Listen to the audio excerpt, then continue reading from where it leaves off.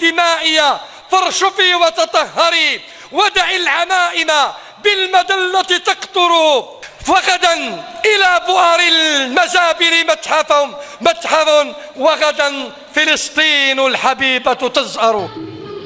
كل أطياف المجتمع الجيجلي هنا بدار الثقافة عمر الصديق، رجال نساء شيوخ أطفال وشباب، في وقفة تضامنية مع الشعب الفلسطيني وبشعار عريض: الجزائر وفلسطين قلبان في جسد واحد، وبصرخة واحدة: نحن مع فلسطين والقدس عاصمتها، بل قلبنا النابض.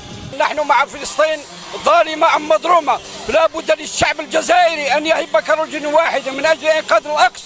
وأقول يا ابن الجزائر، فلسطين تناديك: اعز منجي أختك وأخيك من يد يهود الصعاليك، لا يخلصوا من فلسطين ويرجعوا ليك.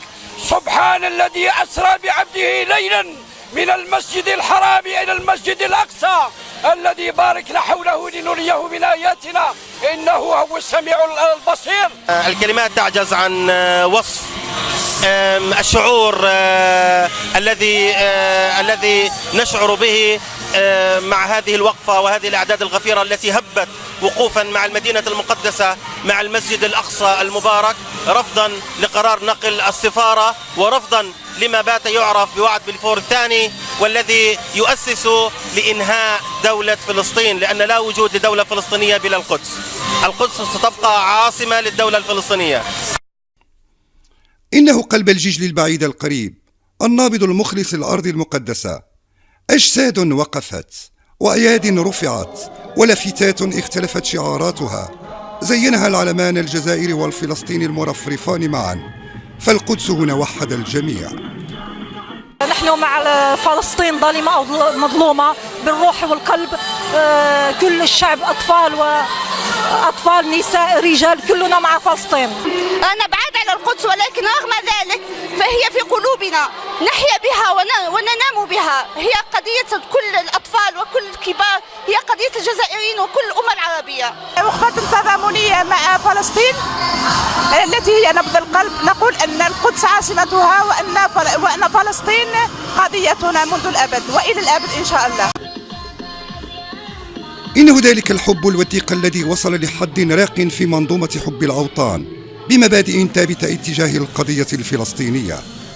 نعرب عن دعمنا وتأييدنا للقضية الفلسطينية، ونقول اليوم من ولاية جيجل: القدس لنا ولا غيرنا، القدس لنا ولا غيرنا. نعم، في هبة واحدة من أجل نصرة القدس الشريف. ندد بهذا القرار وأقف وقفة الشجعان مع الشعب الفلسطيني.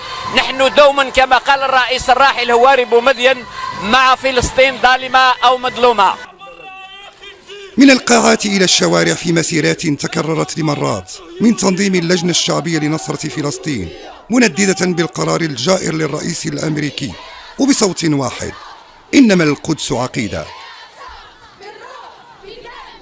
هذه المسيرة التضامنية مع إخواننا في فلسطين، وقلوبنا معهم رغم بعد المسافة بيننا وبينهم، ولكننا نعيش معهم ليلا ونهارا بقلوبنا ومشاعرنا، بأفعالنا وأقوالنا. القدس هي نبض القلوب، قلوب الشعوب، والجزائريين لن يفرطوا في فلسطين ولا في القدس.